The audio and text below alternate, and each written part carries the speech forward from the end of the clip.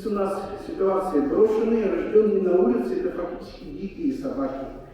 Они, не знаю, ну, дикие собаки Динго есть в Австралии, но это пример такой. Они адаптировались, они фактически охотятся за пределами города. Они кастрюли домашних лошадей, жеребят, телят заваливают. Им нужен белок, да не захотят они нас завалить. Вот так Сардану, коллегу нашу, они завалили, мягко выражаясь. А что, белок же, мы же все консервы на самом деле. Мы все белки. Да, мы все белки, нас можно покушать, и это будет приятно. Тем более таких упитанных, как я, например. Осторожно. Да, ну я осторожно тоже.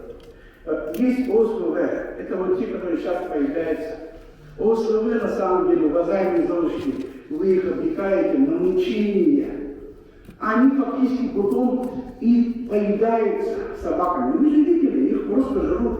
Сколько их вытаскивают дворники из многоквартирных домов, шкуры, костей нету. И фактически уже убирают. Так поэтому в этой системе этот закон, я, конечно, не юрист и так далее. Вообще, по-хорошему, вы, товарищи законники, вы можете руководствоваться юридическими, а общественностью нужно просить, писать, требовать от президента Российской Федерации приостановить этот закон. Мы можем эмоциями руководствоваться, а вы не можете. И поэтому мы можем написать, что вот этот случай показал, что численность растет, не справляется. И, извините, доказать, что у нас бродячие собаки адаптировались, и их так просто не поймаешь. В реальности 30 дней утилизировать гуманным способом того, что зоозащитники приняли очень хороший для себя закон.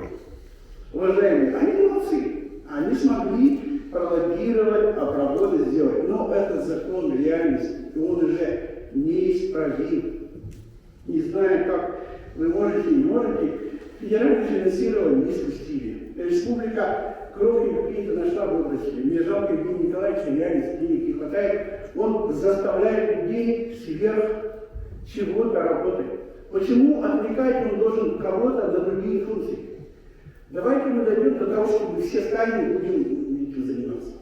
И смотрите, бюджет будет всегда увеличиваться. Потому что в реальности мы будем от кого-то отнимать. У нас же как сообщающие сосуды. Если федерация денег не отдала, республика где найдет? Она же субсидии просит. И в результате, уважаемые, ну, федеральный закон, не знаю, его менять попробуйте. Мы, люди более общественные, все предложения поддерживаем. И еще одна из вещей, есть собаки, которые за пределами города. Они уже стаи создают. Они уже диких животных там бывают. Вот таких уже на самом деле надо в школу расстреливать. Вышел за пределы, уже все, и там уже этот закон о ответственном обращении к животным не должен работать. Вышел, все, потерял свое. Своеобразная изоляция это город. Ну, что-то типа такого. А законы это другие. Закон об охоте, там еще что-то. Поэтому, уважаемые, принимайте решения, очень правильные предложения, вот поступают от всех.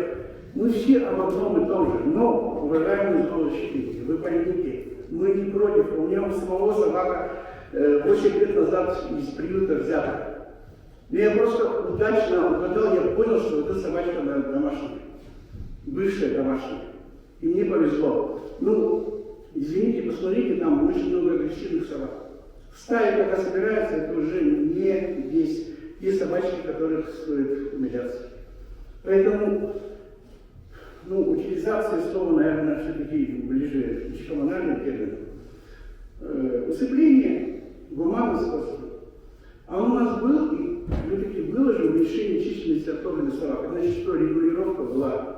И в тот момент закон всех устраивал. Теперь он создался новый, под давлением уважаемых зоозащитников, но не биологов, не кинологов. Почитайте внимательно, там кинологи есть, которые говорят адекватные, нормальные вещи, потому что собака – это все-таки собака. У нас всегда народ относился к собакам как к помощникам и к определенным элементам чего-то, не как к роскоши. В деревнях никогда раньше не было собак, которые просто так бегали. Они где-то выполняли функции, они были нужны. Это мы стали чуть-чуть сейчас в городе, нам нужны собачки для развлечений, для отдыха, для прогулок. Да, на самом деле таких у нас, по идее, не должно быть. И сделайте по России, чтобы таких не было.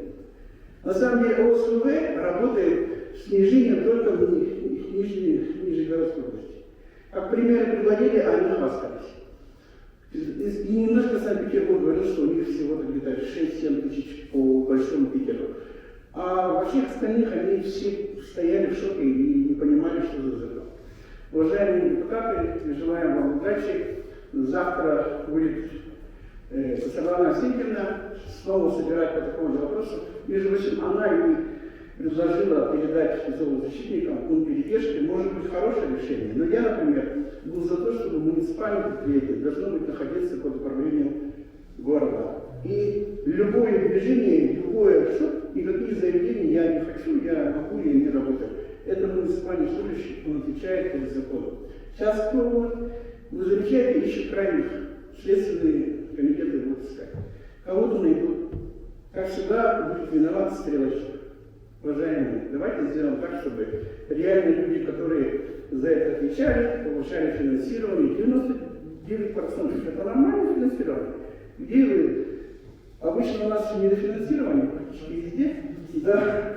А тут 99. Все делает государство, все делает республика, но методика расчета финансирования, возможно, я понимаю, 7 тысяч, если Евгений Николаевич, наверное, цифру запомнил, это, наверное, увеличится, он пересчитает, они, наверное, не 110 миллионов, а зашкалит. Найдете вы депутаты Республики Саха-Якутия такую сумму? Федерация не дает, это еще при условии, что это только на такое оборот обслуживания, если доверенности приюта. А приютов, значит, в каждом муниципалитете, я уже писал, миллиарды только по республике. Давайте берем миллиардов кого-нибудь. Никто не захочет. Уважаемые и уважаемые защитники, 9 дней только исполнилось нашей уважаемой Татьяне Афанасьевне, и в соцсетях на 9-й день начали писать. Мне кажется, это кощунственно. Давайте